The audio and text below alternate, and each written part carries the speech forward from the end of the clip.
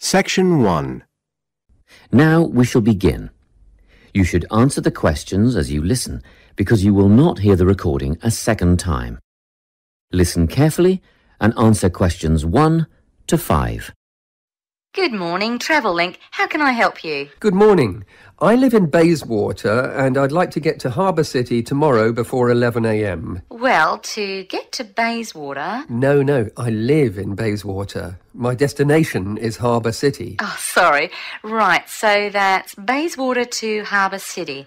Are you planning to travel by bus or train?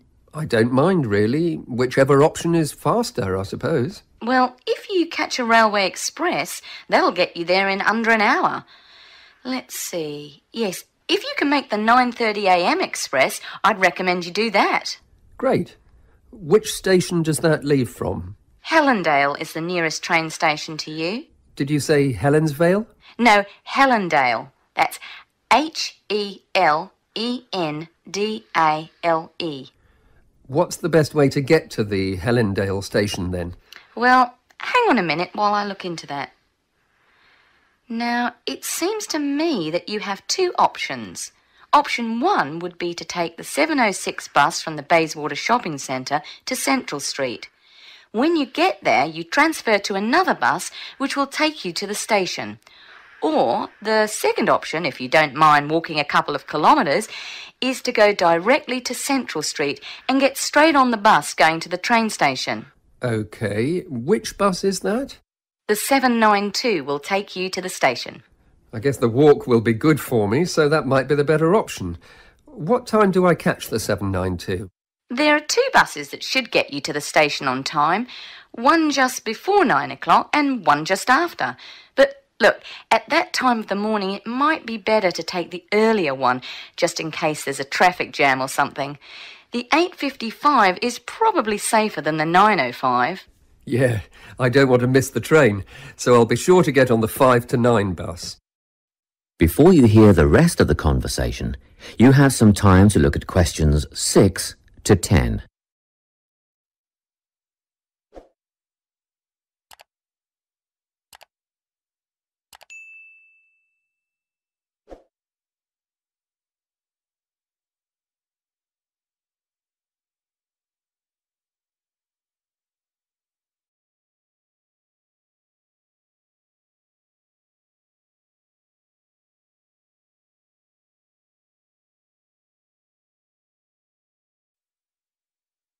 Now listen and answer questions 6 to 10. By the way, how much will I have to pay in fares? Well, you can get a ticket on the bus for $1.80 cash, and you'll need $10 each way for the train. Wait, do you have a Travel Link card? No, but I can get one before tomorrow. OK, well, that'll make it considerably cheaper then. The bus will cost $1.50 each way, and the train will be... The train to Harbour City will... still cost $10 because you'll be travelling during peak hours in the morning, so no savings there, I'm afraid. However, if you could come back at an off-peak time... What does that mean? Well, if you could start your return journey before 5 p.m. or later than 7:30 in the evening... Actually, I wasn't planning on coming back till at least 8 o'clock anyway. Oh, in that case, you can make quite a saving if you use your Travel Link card. You did say you were planning to purchase one, didn't you? Yes, I'll pick one up later today. Good. That would mean your return train journey would only cost you $7.15 with your card. Thank you. Is there anything else I can help you with?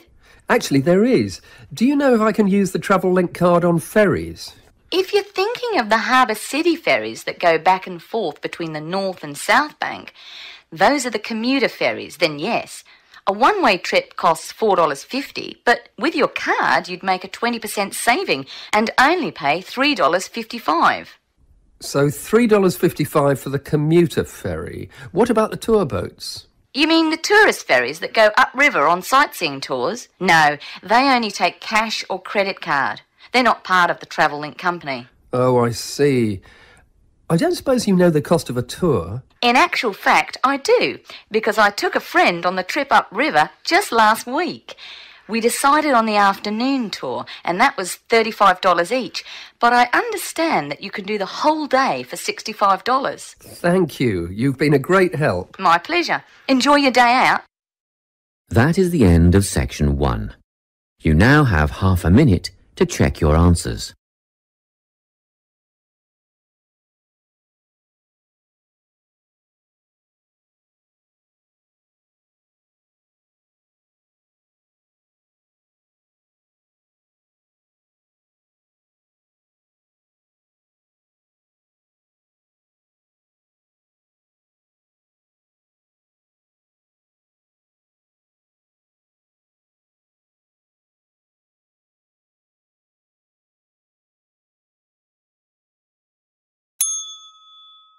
Section 2.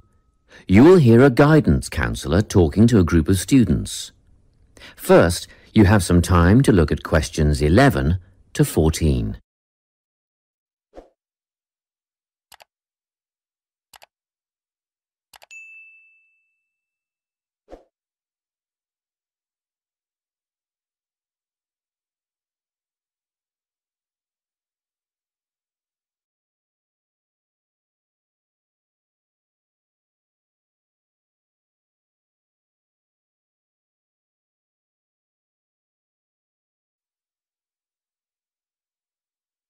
Listen carefully and answer questions 11 to 14. Hello everyone. I'm the Counselling Administrator here at St Ives College, and I've been asked to come and talk to you about our counselling team and the services that we offer. We have 3 professional counsellors here at St Ives: Louise Bagshaw, Tony Denby and Naomi Flynn. They each hold daily one-on-one sessions with students, but which counsellor you see will depend on a number of factors. If you've never used a counsellor before, then you should make an appointment with Naomi Flynn.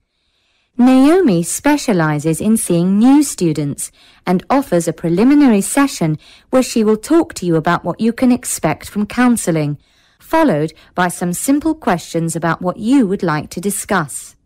This can be really helpful for students who are feeling a bit worried about the counselling process. Naomi is also the best option for students who can only see a counsellor outside office hours. She is not in on Mondays, but starts early on Wednesday mornings and works late on Thursday evenings, so you can see her before your first class or after your last class on those days. Louise staffs our drop-in centre throughout the day. If you need to see someone without a prior appointment, then she is the one to visit. Please note that if you use this service, then Louise will either see you herself or place you with the next available counsellor. If you want to be sure to see the same counsellor on each visit, then we strongly recommend you make an appointment ahead of time. You can do this at reception during office hours or by using our online booking form.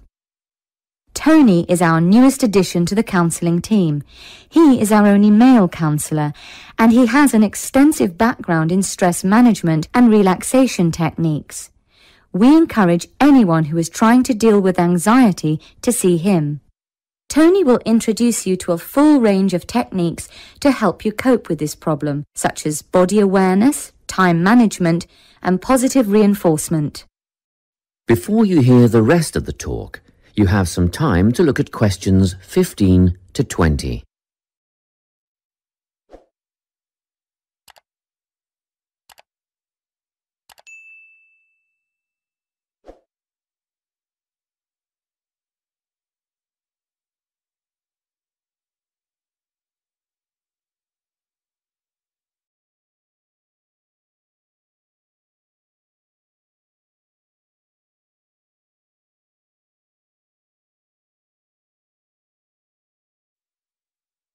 Now listen and answer questions 15 to 20.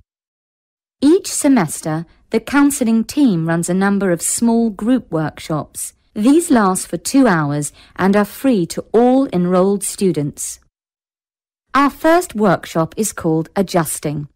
We've found that tertiary education can come as a big shock for some people. After the structured learning environment of school, it is easy to feel lost. In this workshop, we will introduce you to what is necessary for academic success.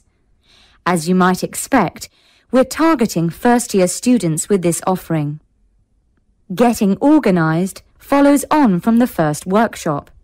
Here, we're going to help you break the habit of putting things off, get the most out of your time, and discover the right balance between academic and recreational activities. With getting organised, we're catering to a broader crowd, which includes all undergraduates and postgraduates.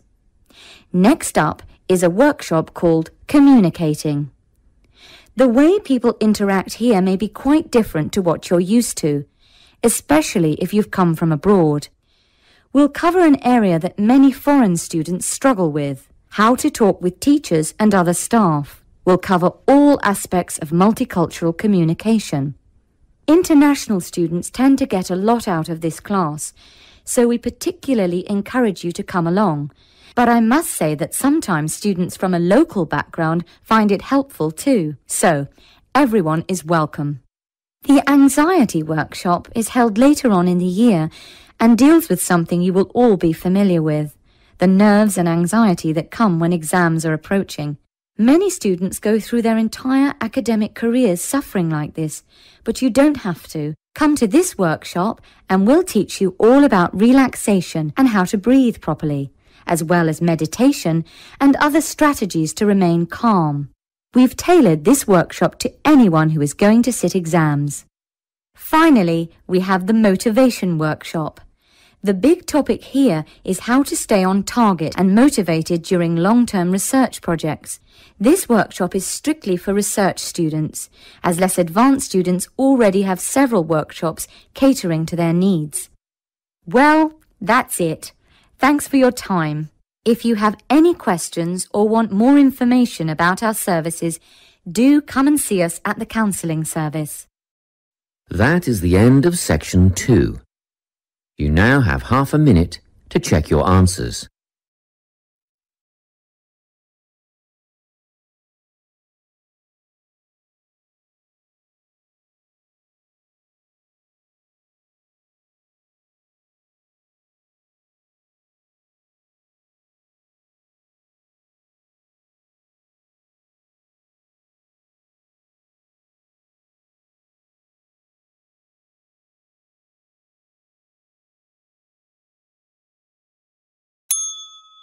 Section 3.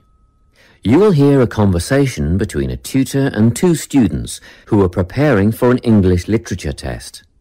First, you have some time to look at questions 21 to 24.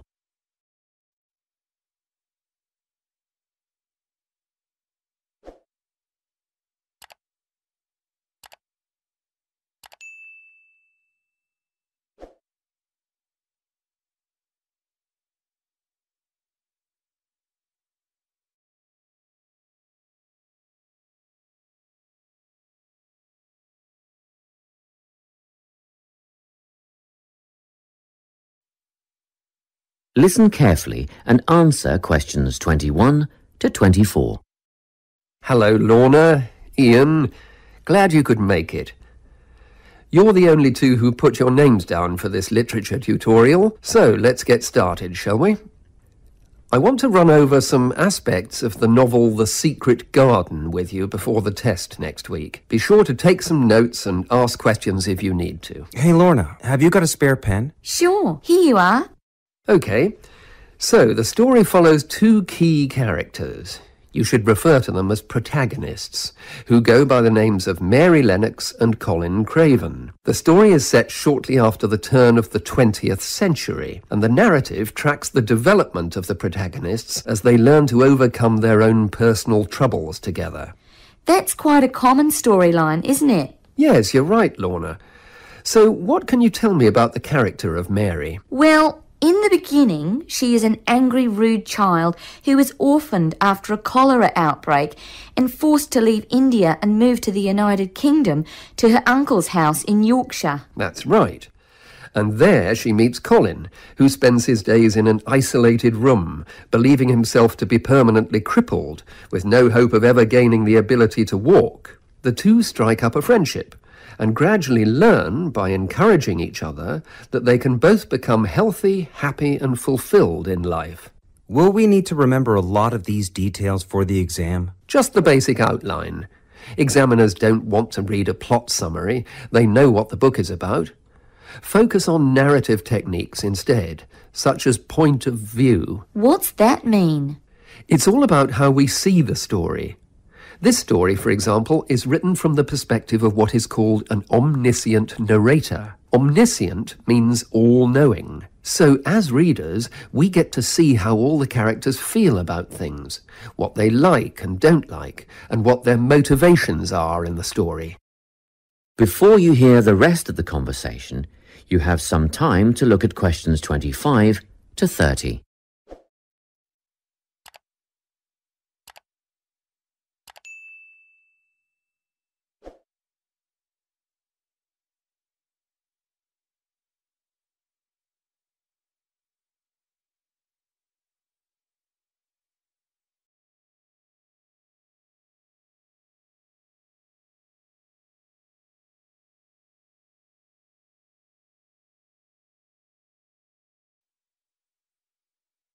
Now listen and answer questions 25 to 30. Won't it be hard to write a technical analysis? After all, it's a kid's book. Well, it was initially pitched at adults, you know. But over the years it has become seen as a more youth-orientated work. And you're right in a sense.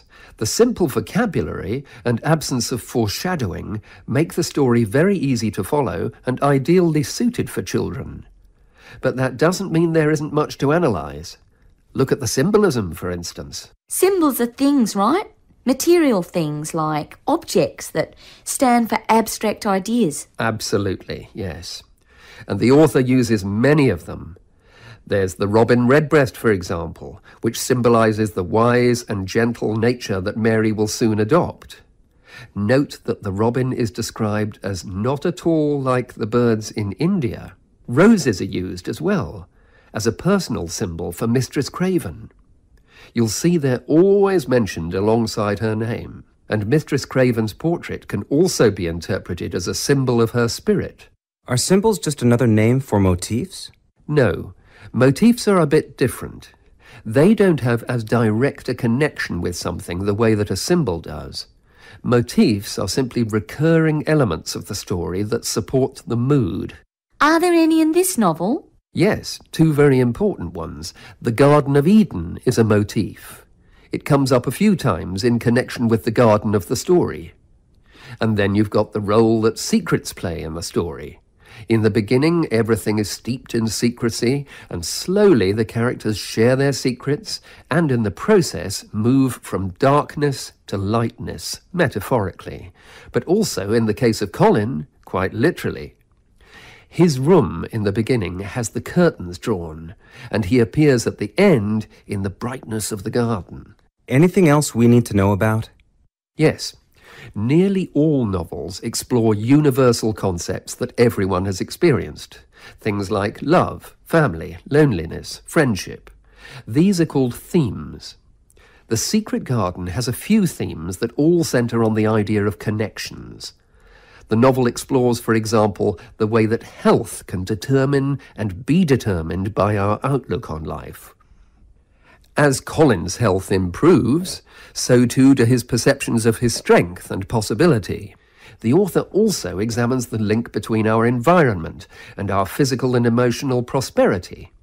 The dark, cramped rooms of the manor house stifle the development of our protagonists. The garden and natural environments allow them to blossom, just as the flowers do.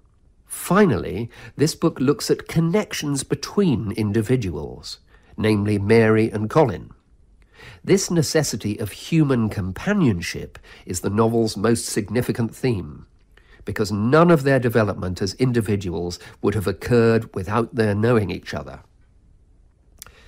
Well, that about sums it up, I think. That's a great help, thanks. Yes, thanks very much. That is the end of section 3. You now have half a minute to check your answers.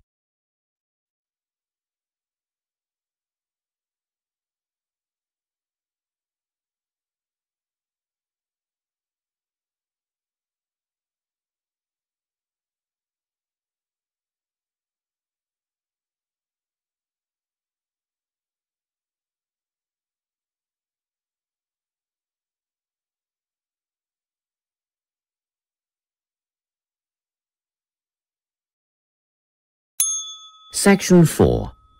You will hear a talk on the topic of time perspectives.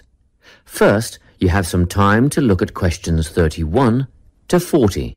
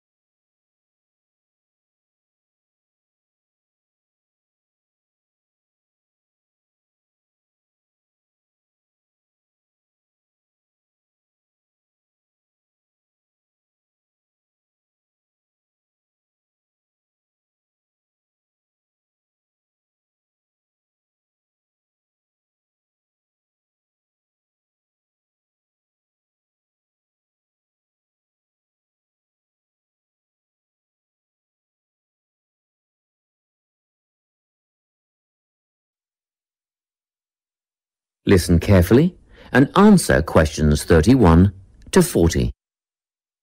Today, I'm going to be talking about time. Specifically, I'll be looking at how people think about time and how these time perspectives structure our lives. According to social psychologists, there are 6 ways of thinking about time, which are called personal time zones. The first 2 are based in the past. Past positive thinkers spend most of their time in a state of nostalgia, fondly remembering moments such as birthdays, marriages, and important achievements in their life. These are the kinds of people who keep family records, books, and photo albums. People living in the past negative time zone are also absorbed by earlier times, but they focus on all the bad things, regrets, failures, poor decisions. They spend a lot of time thinking about how life could have been. Then, we have people who live in the present. Present hedonists are driven by pleasure and immediate sensation. Their life motto is to have a good time and avoid pain.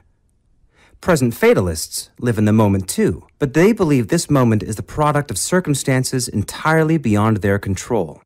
It's their fate, whether it's poverty, religion, or society itself. Something stops these people from believing they can play a role in changing their outcomes in life. Life simply is, and that's that. Looking at the future time zone, we can see that people classified as future active are the planners and go-getters. They work rather than play and resist temptation. Decisions are made based on potential consequences, not on the experience itself. A second future-orientated perspective, future fatalistic, is driven by the certainty of life after death and some kind of a judgment day when they will be assessed on how virtuously they have lived and what success they have had in their lives.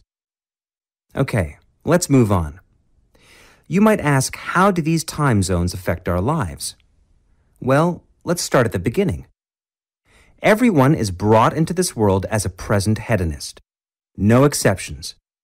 Our initial needs and demands, to be warm, secure, fed, and watered, all stem from the present moment. But things change when we enter formal education. We're taught to stop existing in the moment and to begin thinking about future outcomes. But did you know that every 9 seconds, a child in the USA drops out of school? For boys, the rate is much higher than for girls. We could easily say, well, boys just aren't as bright as girls. But the evidence doesn't support this. A recent study states that boys in America, by the age of 21, have spent 10,000 hours playing video games. The research suggests that they'll never fit in the traditional classroom because these boys require a situation where they have the ability to manage their own learning environment. Now, let's look at the way we do prevention education. All prevention education is aimed at a future time zone. We say, don't smoke or you'll get cancer. Get good grades or you won't get a good job. But with present-orientated kids, that just doesn't work. Although they understand the potentially negative consequences of their actions, they persist with the behavior because they're not living for the future. They're in the moment right now. We can't use logic, and it's no use reminding them of potential fallout from their decisions or previous errors of judgment. We've got to get in their minds just as they're about to make a choice. Time perspectives make a big difference in how we value and use our time. When Americans are asked how busy they are, the vast majority report being busier than ever before. They admit to sacrificing their relationships, personal time, and a good night's sleep for their success.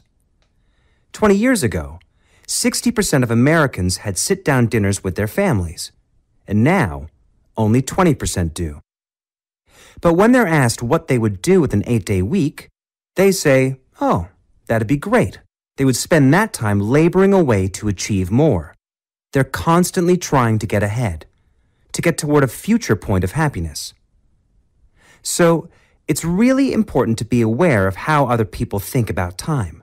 We tend to think, oh, that person's really irresponsible, or that guy's power hungry. But often, what we're looking at is not fundamental differences of personality, but really just different ways of thinking about time. Seeing these conflicts as differences in time perspective, rather than distinctions of character, can facilitate more effective cooperation between people and get the most out of each person's individual strengths. That is the end of section 4. You now have half a minute to check your answers.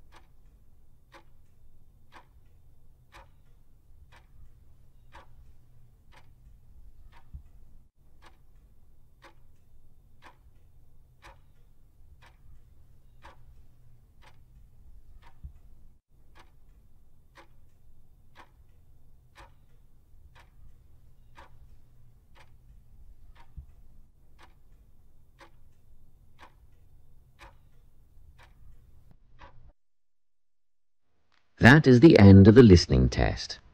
You now have 10 minutes to transfer your answers to the listening answer sheet.